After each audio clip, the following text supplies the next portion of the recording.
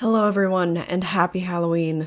Nope, you didn't click on the wrong video. It's just that here on this channel, we don't say goodbye to Halloween. That's not something that we do. That's not something we're familiar with in the cult of haunted hippie. So yes, if that sounds great to you, if you hate when the Halloween season is over, you want it to last all year, then join us, click subscribe. I talk about horror movies all year round. So if that sounds good to you, also click the like button and the notification bell, that way you never miss the next video. But also, I forgot to put on my rings. Hold on. I don't even remember the last time that I forgot to put on my jewelry. Long-term subs know. They know. They've seen this many times. Anyway, I'm here today to talk about everything that I watched in the month of November. The order that I go in is always TV shows and then non-horror movies. Then I get into all my horror rewatches. Then we get into my new watches of old horror movies. What am I catching up on? And then finally we get into new releases. And because this was October, there were a lot of them. So let's not dilly nor dally today. Let's get into the TV shows. Guys, I finished Riverdale. I did it.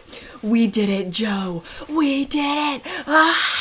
Oh my god, I have been talking about that show at the top of these monthly recaps for like 7 months now. Oh my god, I guess that's fine because then I was on track to like finish a season per month, but I was growing quite weary of it. And now that it's over, I'm sad. The last episode made me cry. What's up with that? I was like, you know what? Like the quality has gone down a bit, but I was still finding things to enjoy about every season. And then when it was over, I was very sad. I was very, very sad. Is Riverdale, is that TV show my friend? Maybe, but it's over. I honestly thought that the finale was quite charming and I was happy with it. I'm so glad because I had a suspicion that like maybe it would leave off on a cliffhanger, like they were aiming for a season 8, but no, like it was resolved. It was the definitive ending. That made me very happy. Okay, I'm editing right now and I am not even shitting you. I recorded this yesterday. I'm editing it the day after. I had a dream that there was an 8th season of Riverdale that I missed. It's over, but it ain't over. Quite literally, like, it's haunting me. Let me know if you want, like, a full, kind of spoiler-filled breakdown over on my second channel. There are already so many videos that are, like, an unhinged recap of Riverdale, which all those people are just copying the original concept by Mike's Mike. That's right, you can't hide from me. But let me know if you just, like, want me to do a spoiler chat about it, because I would love to rank all of the characters and maybe, like, rank each season and talk about all the subplots and stuff, but let me know. It wouldn't be on this channel. I can't be bothered. I also tried out the TV show called Killer Cakes, but I think that there were only 2 episodes. It was like a special, and it's hosted by Matthew Lillard, and there were some other horror icons in the show, like Danielle Harris, and it basically just was a baking competition, but it felt so entirely scripted. It wasn't like a lot of other reality TV where you can tell that the producers have pushed people to do certain things, but it's most certainly not scripted. Killer Cakes was a little too... I could only watch the first episode. I couldn't do it. Matthew Lillard was, like, very natural, and he was fun to watch, so I'll be so honest, even in the first episode, like, I would skip to his scenes, and some of the cakes that were made were phenomenal. Like, it was amazing. But the whole thing just felt entirely too staged for me. Just wasn't a fan. I loved America's Next Top Model as a kid, but I just can't really deal with a lot of reality TV now. But if you've been around, you know that I love, like, the variations of Love on the Spectrum.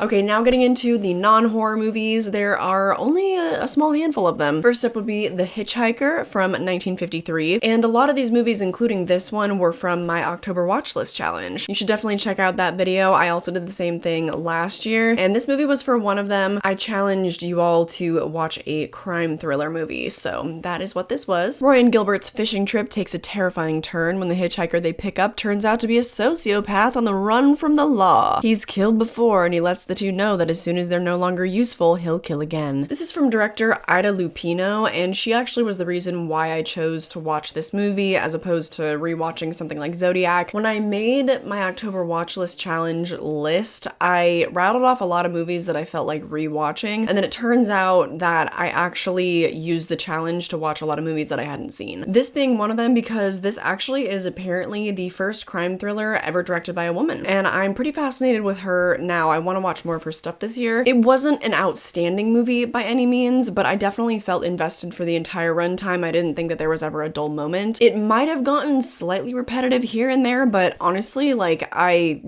was entertained. Also mainly because there are some explorations narrations that people have talked about on Letterboxd, where they talk about the use of the gun that's constantly pointed as almost like a phallic symbol, a symbol of the masculinity, and like the shifting power dynamics in the car, like who it's pointed at. I wasn't picking up on all of that when I was watching it, but I felt that the gun itself almost felt like its own character, and I just thought that that was dope storytelling. Totally worth a watch. I think that it's on Tubi, or I might have watched it on Prime, but it's on multiple platforms. I also finally watched A Clockwork Orange. Yes! Yes! Once again, we did it, Joe! Oh gosh, I am shooting this on a Monday. I actually don't know if we did it, Joe. In retrospect, that could be a bad joke, but hopefully all is well today. Anyway, I did an entire bonus review over on the Patreon if you want to check that out. All the bonus reviews are available in the $5 a month tier. I think I rambled for like 14 minutes on that one, so go nuts. I also watched Joker Folie à Deux. Most unfortunately, I don't understand Quentin Tarantino's whole rant about like, yeah, Todd Phillips really said screw you to the studio and the audience. Not that I expected the greatest takes from Quentin Tarantino, but like utter nonsense. Absolutely never waste your time on that. Once again, I think my dad and I rambled for at least 15 minutes about the Joker movies over on Patreon, but for the podcast episodes with my dad, you can access those on the $2 a month tier, so I don't feel like frying my vocal cords on that one again. Next up, we have Will and Harper. This is the new documentary that dropped actually at the end of September. When Will Ferrell's good friend Harper comes out as a trans woman, they take a road trip to Bond and reintroduce Harper to the country as her true self. I absolutely love this documentary, and it's not totally my place to say because like I'm not a trans person. This feels like a documentary made for cis people. It feels like a documentary maybe made for the audience, more specifically to Will Ferrell, which I would imagine is mostly comprised of men. Like, don't get me wrong, I mean, I think everybody I know has a favorite Will Ferrell comedy from back in their youth. If you're from my generation, you know, he was really whipping out those early 2000s comedies. But you know what I mean? It kind of felt like it was made for that type of audience, and kind of like for Will Ferrell himself to start to dip their toes into understanding the trans experience. And it is referenced very briefly in the documentary that this is not really representative of the actual trans experience because she is famous, because she is best friends with Will Ferrell, and she's white. It's just there's a lot of intersections that are not really there. And also, obviously, as part of a production, there are a lot more protections offered and stuff. They do explore when they stopped, I believe in Texas, that they experienced a lot of hatred and bigotry online, but I don't think that the safety of Harper is ever really in question, which that's just not true for a lot of trans people. And I don't think it's a fault of the documentary by any means. It is a little bit self-aware in that respect. It just leans a little bit more towards like the feel-good story that a cis audience can easily digest. I really liked it though, you know, I was into it. The only thing I don't like is the egregious, oh so bad, the Pringles and Dunkin' Donuts sponsorships that are just littered throughout the documentary. I just don't like when I'm watching somebody open up about like their past self-hatred and self-loathing and their suicidal ideation, and then a couple scenes later it's like, hey, Harper's sister, have you tried Pringles? We've got all these different flavors. Don't you love Pringles? I love Pringles. Shut up about the fucking chips. Anyway, but it was cute, so yeah. And then the last non-horror movie, which maybe you'll split hairs on this, I don't know, is Your Monster. This one is a dark comedy, I guess, because there's a little bit of death and he's a monster, so I don't know. After her life falls apart, soft-spoken actress Laura Franco finds her voice again when she meets a terrifying yet weirdly charming monster living in her closet. I was a huge fan. If you don't follow me on Letterboxd, you should, but if you do, you already saw that I gave this movie a perfect rating. I just thought that it was so hilarious. I think that Melissa is so fucking charming. I thought that the guy that played the monster, Tommy something, I thought he was hilarious. So funny, so good, like, and you just can tell that they had the best chemistry and like their quips off of each other are fantastic. It's a great story about finding self-confidence, about leaving ain't shit men in the past. There's not a lot of stakes. There's not a lot of plot. It's really just good vibes and a good wholesome rom-com. Really, really, really loved it. It's a contender for at least top 3 of the year. There's been a good handful of movies this year that I've given a perfect 5-star rating to, so I'm not sure where it's gonna fall yet, but at the end of the year, I will rank all the non-horror movies of the year. Or, I don't know, is it a horror movie? Let me know. That's it. I don't know. Sometimes not a lot of words when a movie is perfect. So getting into my horror rewatches, and we're just gonna barrel through these because it was October, so there's a lot of them. I know that I said I watched a lot of new stuff, but it's like, you know, I typically rewatch the entire Halloween franchise. So did that, really fell in love with the producer's cut of Halloween 6 and also the director's cut of Rob Zombie's Halloween 2. Yeah, that's right. Eat it.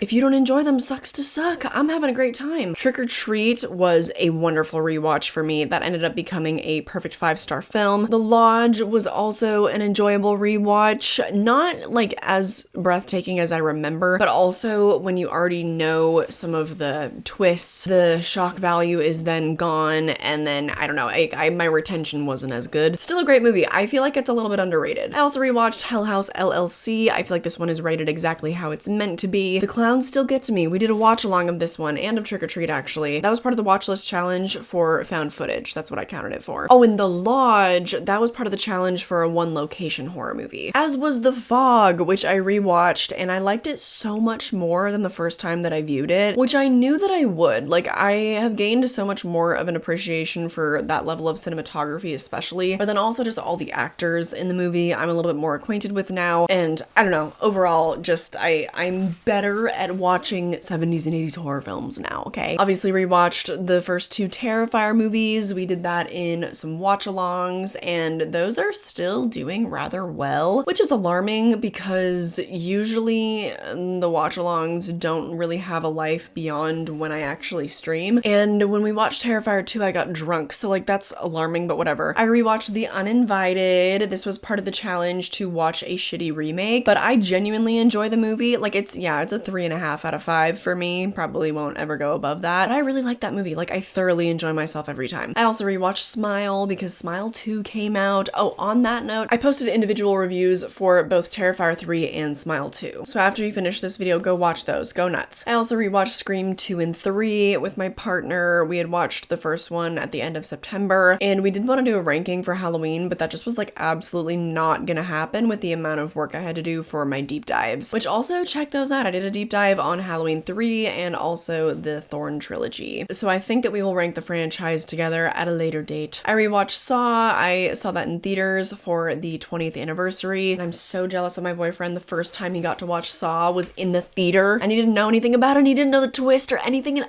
he really liked it though, so yeah, cool. And that does it for rewatches. I told you it'd be quick. Getting into my new watches of old horror, first up we have The Call Girl of Cthulhu, which, boo. When a virginal artist falls in love with the call girl, she turns out to be the chosen bride of the alien god Cthulhu. To save her, he must stop an ancient cult from summoning their god and destroying mankind. In the age of Anora, it is a little bit difficult to watch a movie like The Call Girl of Cthulhu, but I was surprised by the amount of time that they took to dedicate the perspective to the escort. I do not recommend you watch this movie. I mean, there are some fun elements. If you really enjoy schlock and B-movies, then you might actually really appreciate the practical effects and stuff, and also if you're a Lovecraft person, then you'll probably really like The Creature. I really did enjoy those elements of it, but the movie surrounding it is so terrible. The only other good thing about it was this call girl, she describes her trysts, you know, with her clients, and then I think it's in like the second or third act, she ends up going back and using all of their kinks against them and kills them. So that was fun, that was cool, that was cute, but that's it for positives on that one. I do not recommend, but it's on Tubi. So I also finally watched Near Dark because I also, along with my challenge, was trying to prioritize watching movies by women that I hadn't seen, and this one's very famous, directed by Catherine Bigelow. Cowboy Caleb meets gorgeous May at a bar, and the two have an immediate attraction. When May turns out to be a vampire and bites Caleb on the neck, their relationship gets complicated. I did not catch the vibe here, and it makes me really sad because I really wanted to like it. I love vampire movies. Her filmography is one that I really want to start exploring more, and I just found it to be rather dull. The only time that I was like truly completely engaged by the film was when Bill Paxton was on screen, and that was it. And unfortunately, due to the sheer volume of things that I watched in the month and just how much I was working and how much I had going on, I honestly couldn't tell you really really much about that movie. Like, so much of it has just fallen out of my head for whatever reason. I just did not find it very memorable. I look forward to trying to rewatch it someday. The Void was another October watch list challenge pick. This was for day 3. Pick a movie with triangular imagery. Things get strange when cult-like figures trap a police officer, patients, and staffers inside of a hospital. Don't look up the Google synopsis because I feel like it kind of spoils things. That's really all I can say, unfortunately. But I had a lot of fun with this one. This one was kind of similar to the Call Girl of Cthulhu, where there's a lot of really ripping practical effects. Definitely a big spectacle. But this one I enjoyed more. I think because the characters felt a little bit more real to me. The acting was a little bit better. I think just overall the filmmaking was a step up. They probably had at least $100,000 more than the Call Girl of Cthulhu people did. And that helps. Like, that goes a long way. I wish it didn't, but it really does. It wasn't great. I think it was like a 3-star experience for me, but I would definitely rewatch it just for the spectacle of it alone. I thought the gore was great, and conceptually it was a total trip. I thought it was really fun. Next up would be Hollow Man. This was for whatever day, and it was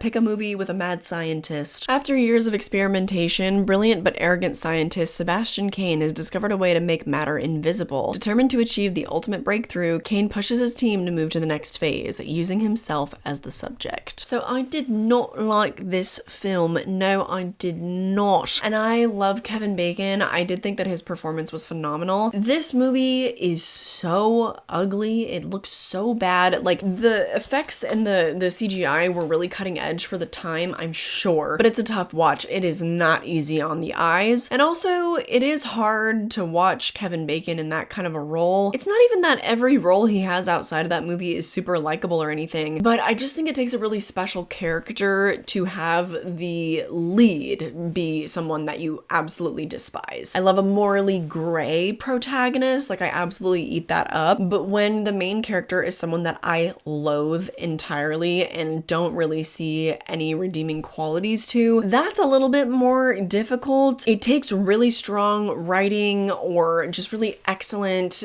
spectacle filmmaking. I am struggling to think of anything other than The Wolf of Wall Street. But you know what I'm talking about, right? I feel like Martin Scorsese definitely has that shit on lock. And also, like, Cape Fear with Robert De Niro, I think that's another good example. The Hollow Man did not do it for me, let me tell ya. I own both the theatrical and the director's cuts on separate DVDs, and unfortunately I do see myself rewatching it to see the director's cut and see if there's anything redeeming there. I'm that kind of completionist, I am that kind of optimist, but rationally I don't think there's gonna be anything else there for me. But I just can't believe that somehow I ended up watching Hollow Man before I ever watched the original Invisible Man, or I think that there was a remake in like the 70s. I really need to watch those, but I guess I'm just working my way backwards, because first I watched Lee Whannell's Invisible Man, and then Hollow Man, and then, well, whatever. Let's just move on to Life Force, directed by Tobe Hooper. One of the days of the challenge, I wanted you guys to watch a Tobe Hooper movie, so I chose one that I hadn't seen. When a space mission involving American and British astronauts encounters an alien craft, the humanoids within are brought aboard the shuttle. Back on Earth, one of the extraterrestrials, who appears to be a gorgeous woman, proceeds to suck the life force out of various Londoners, turning the town into a city of roaming half-dead people. So that sounds amazing, right? I was like, how is this movie, you know, directed by Tobe Hooper, has that synopsis? How does this only have a 58% on Rotten Tomatoes? Like, I didn't get that. And then I watched the movie, and unfortunately, I got that. I'm holding onto my Blu-ray because I have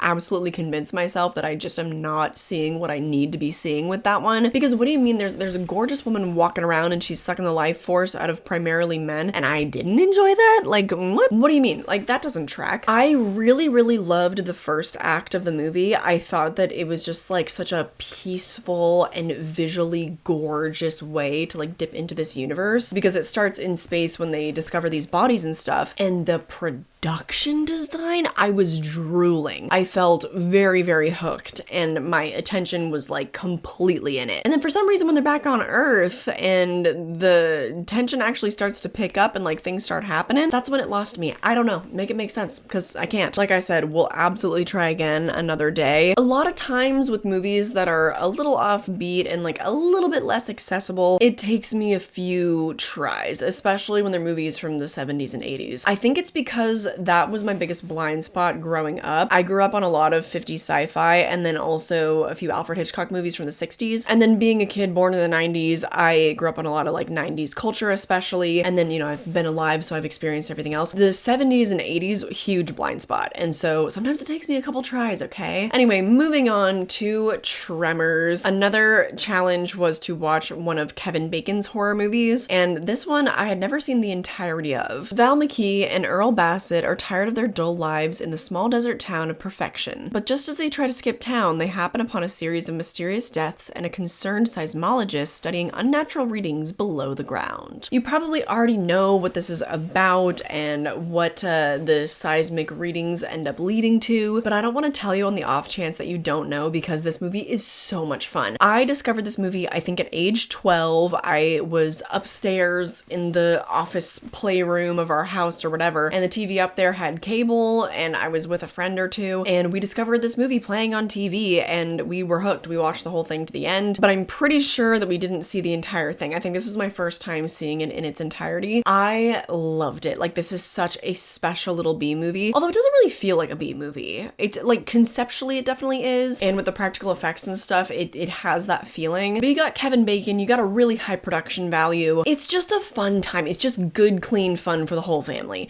I mean, it's not super clean, like it is fairly goopy at times, but I remember I wasn't really too scared of the movie at age 12. It was like the perfect level for me. So if you have kids that age and you're starting to try to introduce them more into like PG-13 horror and stuff, I feel like that is a great place to go. Great family movie night film. Next up would be Salem's Lot, which this one I guess I could have counted for my Tobe Hooper watch, but I also made a challenge to watch a vampire movie, which you might be thinking, well, you also watched Near Dark, but for that one, that was for day 2, watch a horror movie with a dynamic duo. So whatever. When writer Ben Mears returns to his childhood hometown of Jerusalem's Lot, he discovers that it is being terrorized by vampires. So this movie is so boring. I guess, should I have put it in the TV show section? I don't think so. It's just like It from 1990, where it's a mini series. It aired half on one night and half on another night, I think in a single weekend. So yes, it is about 3 hours long, and so much of that really feels like filler. I haven't read the book, so I don't know. Maybe if you have read the book, then all that time doesn't feel like filler. It just feels like a good adaptation. I'll tell you right now, though, that I didn't care. I would rather have concise storytelling than something that is a more true adaptation. And for this, I just felt like, yeah, okay, obviously this was a miniseries that debuted in 1979. They had a time slot they had to fill. Somebody on Letterboxd was like, this movie is so comforting, but so boring. Horror porridge. And you know what? I'm gonna rip that. I'm gonna use that terminology from now on if I remember to. Because that's exactly what it was. Like, I get the vibes. I do. I don't see myself ever wanting to sit down again for the full 3 hours. That's way too much for what it was and how few moments of excitement there actually are. Which that's not always what I'm looking for, I love a good slow burn, but ooh. Woo, porridge indeed. Bland porridge at that. So let's not linger. Up next was Omni Baba. This one I threw on for the challenge as watching a horror movie from the 60s. While her son Kichi is away at war, a woman and her daughter-in-law survive by killing samurai who stray into their swamp, then selling whatever valuables they find. Both are devastated when they learn that Kichi has died, but his wife soon begins an affair with a neighbor who survived the war. That's basically the entire plot, and then, the mother-in-law, she kind of loses it and she starts to terrorize her by putting on this demon mask. But even knowing that whole plot going in, I wasn't really ready kind of for the atmosphere of this film. Taking place in feudal Japan and a movie from the 60s and seemingly pretty low budget, I didn't have super high hopes, and right off the bat, it did take me a while to dip my toes in and then eventually kind of wade out there and then start swimming in the atmosphere and the vibes, if you will. I eventually did get there though, is my point. And with a movie like this, it wasn't really too hard. I did feel quite invested in it. And did I love the movie? No, but I ended up having a real appreciation for the atmosphere. I also thought the performances were really good. The production design and the location, basically the entire movie takes place along this river, but mainly in this tall grass. And something about that atmosphere just made my ass itch. Like, it was too much. On Letterboxd, I described it as the grass feeling very oppressive. Somebody sent me their Criterion edition of that movie, which I very much appreciate, but it is sort of that level of like an artisanal historical film. So just know what you're getting into. If you're used to the quick pace of today's horror or whatever, you know, just know what you're getting into so that you can sort your attention accordingly. I think it's a really important watch. I think that it's on several lists of like movies you have to watch before you die, and I would second that. It's a very unique little film. Next up is Night of the Comet. This one I think I watched for the challenge, but I can't remember what for. After a rare comet sighting, teen sisters Regina and Samantha find that they're among the only survivors of a zombie attack. The girls partner with another survivor, Hector, but as they try to avoid the zombies, they're stopped by scientists who want to experiment on their bodies in the hopes of finding an antidote. I do remember that was for my Reagan era day. I thought that I was gonna rewatch The Stuff because I love that movie, or like Return of the Living Dead, but I was like, you know, I haven't seen this one. I've been looking forward to throwing it on, and it kind of disappointed. There's a lot going on. I don't know if I would describe this as a zombie movie. I guess they show up every once in a while, but there's so much other stuff going on. Like, I would not call that a zombie movie. I really enjoyed the girls' relationship. I did not, however, really enjoy the double mumbo jumbo feeling of all that was going on in this movie. The girls kind of made the entire watch worth it, but I just wasn't enjoying it overall. Like I said, the zombie moments are so few and far between. More often, they're dealing with these absolute nutter butters that are using this dystopia to their advantage and like terrorize other people. And then the whole government conspiracy, like scientist element of it, I just kind of wanted this movie to pick a lane, and then it could have felt like a little slice of life movie within this dystopia. Or make it a full-on zombie apocalypse. I don't know. I just felt like it had too much stuff going on. It made the pacing feel really choppy. Overall, found it to be strange, but I'm gonna hold on to my Blu-ray and maybe give it a whirl another time. My last new watch of an old horror movie would be Trick or Treat, the coveted cult classic. I say coveted because this one is really, really hard to find. Luckily, somebody sent this one to me on DVD, so thank you. A bullied metalhead obtains a mysterious demo record of a recently deceased hard rock star with startling consequences. This movie is really fun. It's playing off the idea that when you play rock music backwards, it's really satanic chanting, and that's fun. I thought that I was gonna like this movie more just because of how hyped up it was. I think this movie much more specifically caters to metalheads. I saw so many reviews on Letterboxd of people being like, "Yup, I was that loser in high school," and I'm not calling metalheads losers. I'm not doing that. I'm just reporting what I saw. People really, really identify with the lead in the movie, like especially metal fans, of which I am not. This movie also has a guest appearance by Ozzy Osbourne. That was really cool. And also Gene Simmons. There is a really excellent concert sequence that I was obsessed with, and I was like, oh, I'm here for this. The rest of it though, I just didn't really identify. I wasn't that into the plight of this young man. I didn't find him very compelling. Like, I'm sorry, I just didn't identify, okay? I would love to see this movie remade, and I would love to see it done with one of my all-time favorite artists, Twin Temple, and I actually got to see them in October. They're so amazing live. I was a little worried because I hadn't kept up with their newer albums that I wasn't gonna know a lot of the stuff that they performed, but they actually ended up performing all my favorite songs. They are such a presence. They're such a force. You know what, Twin Temple, do you want to collab? I'll direct it. Do you want to remake this? But like, not remake it, but like make our own version of this? We will make the Trick or Treat, but for, you know, the satanic girly witches. Anyway, some really, really fun sequences, like whenever he's playing the record backwards or during the concert sequence. Other than that, this movie just wasn't really made for me. Finally, getting into all the new horror releases that I watched in the month of October. We're starting with Monster Summer. This is the directorial debut of David Henry, aka Justin Russo, on Wizards of Waverly Place, and that weird ass new reboot that I don't think I can even stomach to watch, because what do you mean Selena Gomez? Alex Russo became a cop. Whatever. A mysterious force disrupts Noah and his friend's summer fun. They team up with a retired police detective to embark on a monstrous adventure.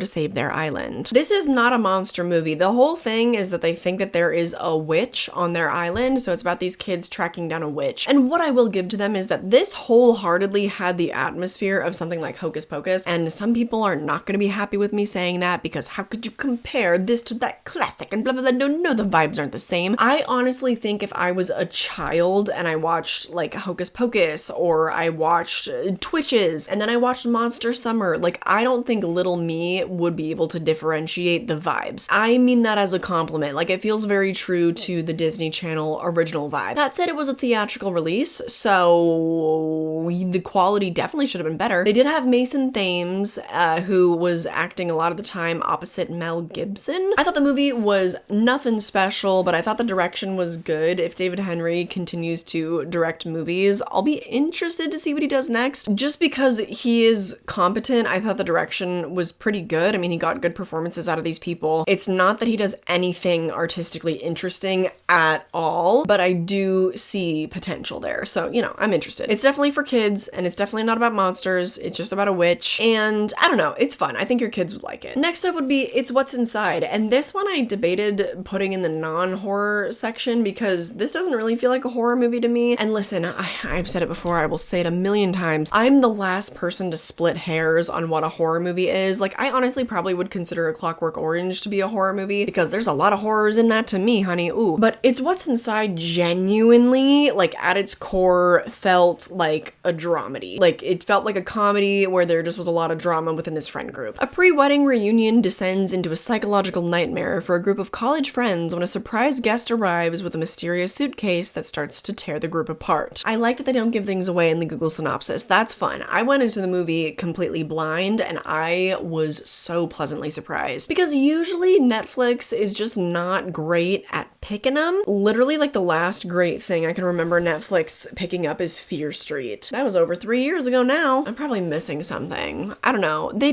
did do, what was the one in 2022? Oh, All Quiet on the Western Front. That was a phenomenal movie. I will never watch it again. They also had... what was it? What was the Alfonso Cuarón movie that I think it won Best Picture? Whatever. So, okay, sometimes Netflix has hits, but usually they don't. This one happened to be a hit. I can't talk about it too much because I don't want to spoil, like, the main element of the movie. It really is worth going into blind, but I thought that the acting performances were phenomenal. If you've seen it, if you know, you know. It just must have been such a great challenge for these actors because they have to exhibit a lot of range. That's all I'll say. And I thought that they all killed it. I also love all the drama. I love when people don't set out to, like, make a specific genre, or like they don't set out to make a scary movie, or they don't set out to make just a comedy, you know? They don't set out to make something super broad. They actually make really fantastic characters that feel super real, and they also inject a ton of drama because that is what I live for. And then the horror elements on top of all of that are like such a bonus. I really love this movie. I really did. It might be in contender for top 10 of the year. I don't know. Next up we have Terrifier 3, but like I said, I already did an entire dedicated review, so definitely go check that out. I did not do that for VHS Beyond, so we can talk about that today, right now. VHS Beyond is just, you know, that's the latest installment in the VHS franchise, and the theme for this year being Beyond, which meant that all of the segments had something to do with aliens, which was totally up my alley. This one ended up being like a 3.5 star experience, which always ends up happening with VHS. I don't think I've ever rated those movies above 3.5 stars. Have I? I think I've only seen 3 of them. I've seen 84 and then I think 90. Did I see 99? No, wait, have I only seen 2 of these movies? I honestly don't know. But the thing is, some segments are so bad and then some of them are so good. I'll just let you know my ranking. My number 6 was Abduction/Adduction because that was like the story that tied them all together, and so I just found it really like disjointed and really weak, and it was what the movie ended on, and it just was like the least climactic. It was bad. It was bad. I'm gonna say it. At number 5, I have Stork, and this one I just remember being really loud and like kind of gory, and I don't know, a lot of gunshots or something. I don't know. Didn't really care for it. At number 4, I have Dream Girl, which I really liked that one. That was the Indian segment. I enjoyed it. I just didn't think that it was like breaking the mold or doing anything too special. It just was really reminiscent of a lot of other VHS segments that I can remember. Just wasn't really reinventing the wheel, kind of had a similar climax to just, I don't know, I felt like I'd seen it before. I have Live and Let Die at number 3, and I actually have recently been cast alongside one of the girls in this segment. Her name is Bix, and yeah, we're gonna work together. Surprise! I actually talked about this on Patreon yesterday. If you want to hear all about like the audition process and me booking my first ever role in a horror movie, ooh la la, then I talked about that on Patreon yesterday. So check that out, join us. That's also part of the $2 tier, by the way. At number 2, I have Fur Babies, and this one was written by Justin Long and his brother, I think. I can't remember if they directed it too. I don't know. I have no idea. Thought that it was great. I loved it. A lot of people have ranked that one quite a bit lower, and I don't understand that. I thought that it was so fun, and conceptually, I had never seen anything like it before. Same thing with Stowaway. I don't recall seeing anything conceptually like that in my lifetime. It was the most unique abduction scenario I've ever seen, and so, by the way, that is my number 1 choice. Kate Siegel, you rocked the house. Oh my god. It was the best segment by a mile and a half, okay? I didn't really think that any of the other segments really, truly compared. Loved it. Loved it. But then, you know, it's in the same movie as Abduction, and it's just like, why, you know? What I think they should do is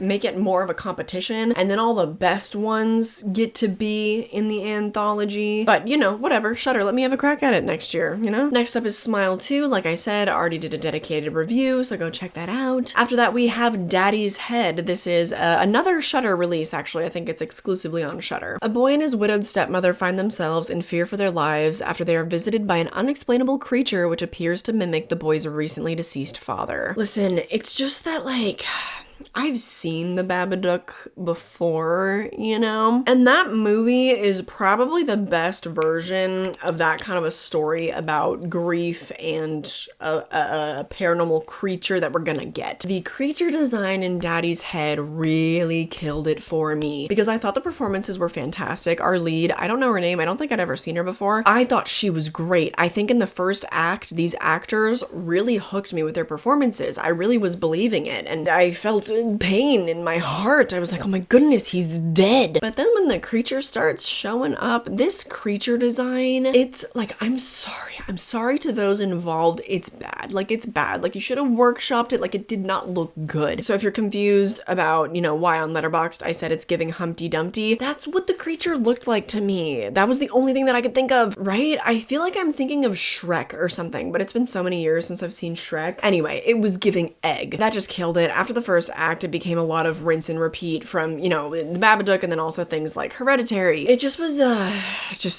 trying and not succeeding at doing those things, which is unfortunate because there was a lot of talent involved and the first act was really well set up. It just kind of flopped, unfortunately. Next up, we have Liked. What's this? What's this from newcomer on the scene? Kylie Roseanne? Yeah, that's right. I wanted to shout out my own short film just because it premiered in October. It premiered at the Happy Fright Film Fest, and I went, and my lead actress was there, my dad was there, my boyfriend and like his entire family were there. So that was super fun. I got to see my short film screened in a theater, and that was dope. It won't be coming out publicly until next year, but yeah, just little brag there. Another short film that I acted in called Darby After Dark is available right now to watch on YouTube though. I'm not super involved, okay? I do a little bit of voice acting, and then I'm very, very briefly on screen, like emphasis on very briefly. But that was another creature acting gig from a couple of years ago that finally came out, so it's here for your viewing pleasure. Next up, we have to talk about Mads. Oh my god. This is another Shudder exclusive, but this time it's French. 18-year-old Roman has just graduated and makes a stop at his dealer's place to try a new pill. As he heads off to a party, he sees an injured woman on the side of the road and decides to help her. But when she gets in his car, things start to go awry. I don't want to tell you what the inciting incident is beyond that because this movie was such a wild ride. I went into completely blind. I just saw a bunch of people I know logging it on Letterboxd, and I was like, say less, because they were hyping it up, and it totally lived up to the hype for me. This falls into a genre that is very well trodden, but I have never seen it approached like this. This also was literally taken entirely in one shot. And no, I don't mean they did some tricks like in that one war movie, 1917 or whatever, where they did actually cut a couple of times, okay? If you frauds. In Mads, they shot the entire movie in one take on the 5th try. They did it in 5 consecutive nights, and this was the 5th take, and it's just like,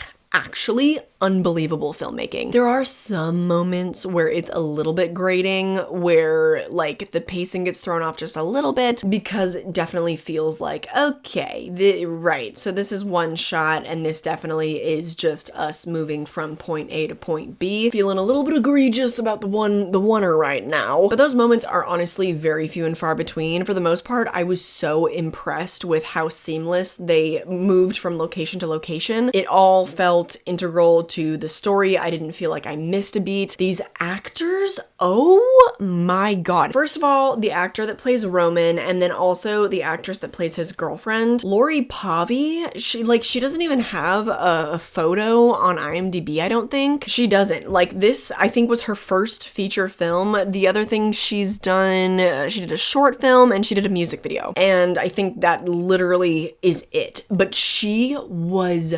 dynamite. Oh my god, the range. Oh my god. The talent, it was unreal. I thought that she was absolutely the highlight of the film, but I was really impressed all around, because not only are these actors having to be in it for this entire take, I mean, they kind of, they'll go off screen, they'll kind of have their breaks and whatever, but when it's a production like this where the timing is so crucial, I mean, I guess it's kind of like theater, like they're having to be in it for the entire time. I just thought it was so wonderfully executed, even when it kind of turned into a genre that I was like, oh, okay, like I kind of thought we were doing something truly a bit different here, kind of like devolved into something very familiar, but because the execution was so unique, wasn't mad about it at all. Oh my gosh, just when I thought that genre had nothing left to give to, I highly recommend Mads. It might have been my favorite new horror new release of the month. But we still have a couple more. Up next, we have Mr. Crockett. This one is available to watch on Hulu, and this one was getting a little bit of buzz. It was the same thing. I had some friends talking about it, logging it, so I was like, let me give it a go. A mother embarks on a perilous quest to rescue her son from a demonic children's show host who is kidnapping kids. This one I described as Freddy Krueger meets Art the Clown, and it was fun, it was good, clean fun for the whole family. That's a lie. That's not true. It's not the truth, Ellen. It's very gory. I thought the practical effects were phenomenal. A couple of the kills definitely are standouts, and not just in this movie, but just in general. I thought that they were really well done and really unique. However,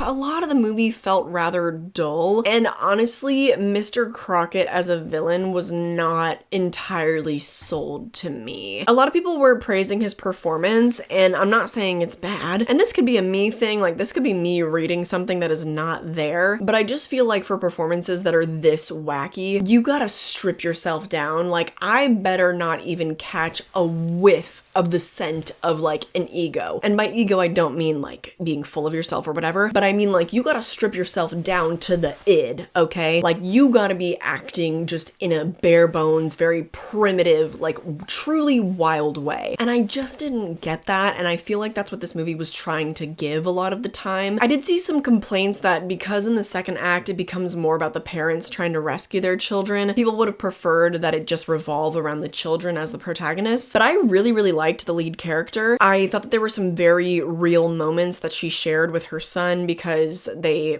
had recently also lost like her husband, his father, similar to Daddy's Head, I guess. Cinematic parallels. And I really enjoyed the commitment to unpacking the messy parts of their grief. But overall, the movie just kind of was lacking something for me. It's worth watching, like I do recommend it, but it was like a 3-star experience for me. I don't think it's one that I would watch again, unless maybe they ever came out with a sequel. I'd be interested in a sequel, because maybe it would be kind of a Terrifier situation where the first movie is okay, and then it just continues to keep getting better and better as, they become more seasoned filmmakers and they get bigger budgets and stuff. I'd actually really be on board with a sequel. I would like to see what this team of people could do with a little bit more, maybe. As is, I don't know, it's a fun time. It's all right, but it wasn't great. And finally, the last movie of the month, unfortunately, is Time Cut. I say unfortunately just because I don't want to stop talking about October, not because of the movie, but also this is also one that it's a little difficult to call a horror film, so let's get into it. High school student Lucy accidentally travels back to 2003 and decides to stop the serial killer who murdered her sister 20 years earlier. Now this one, yes, does it absolutely sound like a conventional slasher?